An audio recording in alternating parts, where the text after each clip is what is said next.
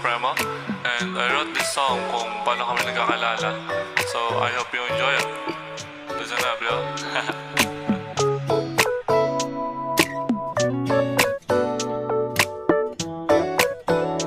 Kana Beats. Sadyang napakabilis ng araw parang dati lang. Di mo pa pinapansin, kaya kala ko masungit ka. Dami ko nang sinasabi para kausapin ka, pero hindi mo pinansin kaya ayun tuloy na pahiya. Kaya kala ko masungit ka. Ayaw pang sabihin, may di natago pero ayaw lang aminin ka. Kaya pala bumabalik sa amin, may di natago pero ayaw lang nasabihin.